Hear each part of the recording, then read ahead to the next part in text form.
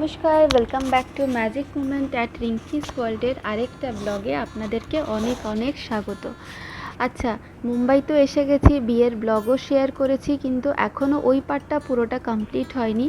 কারণ এইখানে এখন চলছে গণেশ পুজো, এবং গণেশ পুজোর ব্লগটা যদি আমি আমার চ্যানেলে না দিই তাহলে আমার চ্যানেল করাই কিন্তু বৃথা মহারাষ্ট্রতে থেকে। তো যাই হোক, আজকে জাস্ট নিচে নেমেছিলাম। এখানে 4 দিন ধরে গণপতির পুজো হয় এবং তোমাদের সঙ্গে শেয়ারও করেছি তার কিছু কিছু আমি মোমেন্টস।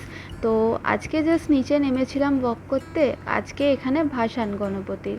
তো আমাদের সোসাইটির মানে আমাদের জাস্ট বিল্ডিংটারই নিচে একজনের নিজস্ব পুজো হয় এবং তারাই এরকম প্রসেশন করে সমস্ত অর্গানাইজ করে ব্যাপারটা করেন।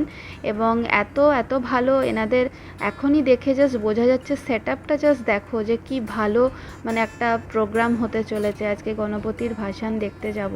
তো মানে কোথাও যেতে হবে না, জাস্ট বিল্ডিংয়ের নিচেই। তো সেটা একটা অনবদ্য একটা অনুভূতি হতে চলেছে মনে হচ্ছে। আর এখানে প্রচুর বাজনদার এসে অলরেডি এনারা বসে আছেন। আমাদের ওখানে যেমন তাশাপাঠি হয়, ঢাক হয় বা অন্যান্য আরও হয়, বাজনা থাকে, এখানে এদের ঢোল থাকবেই এবং তার সঙ্গে তাশাপাঠি সব মিলিয়ে একটা মিক্স থাকে। তবে ঢাকটা স্পেশালি তো আমাদের বেঙ্গলেরই, তাই সেটা এখানে পাচ্ছি না। তো সোসাইটি থেকে জাস্ট কিছুটা এগিয়ে এসে এখানে যে পাওয়ার স্কুল আছে, এই পাওয়ার স্কুলের সামনে দাঁড়িয়ে এখন তোমাদের সঙ্গে আমি কথা বলছি। এবং এই যে দেখো, এখানে আরেকটি ভাসান যাচ্ছে।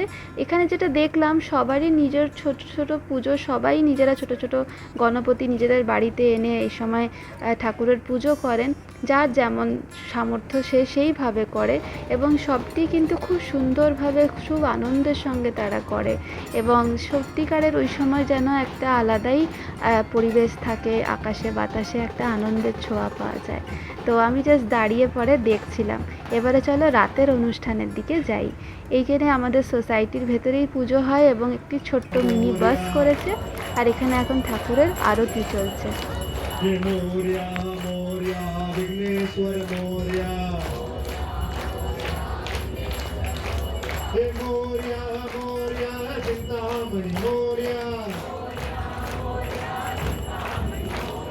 প্যান্ডেল থেকে ঠাকুরকে ওখান থেকে বার করে এনে এবারে আমাদের এই বিল্ডিংয়ের সামনে খুব সুন্দরভাবে সাজিয়ে ঠাকুরকে এনে বসিয়েছেন এবং এইখানেই প্রসেশন বেরোবে এখান থেকে।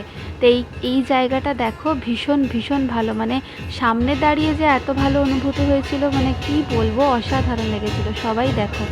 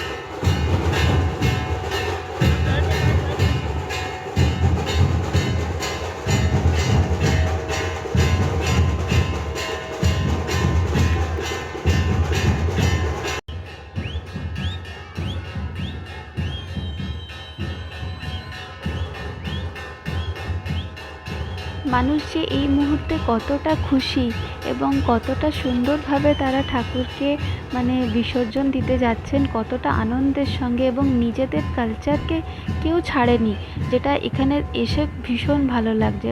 যে মহারাষ্ট্রিয়ানরা যেটা তাদের নিজস্ব, যাতে তাদের রুট, সেটাকে তারা ধরে রেখেছে এবং সেইভাবেই তারা এগোচ্ছে। তো যে দেখে সত্যি খুবই ভালো লাগলো।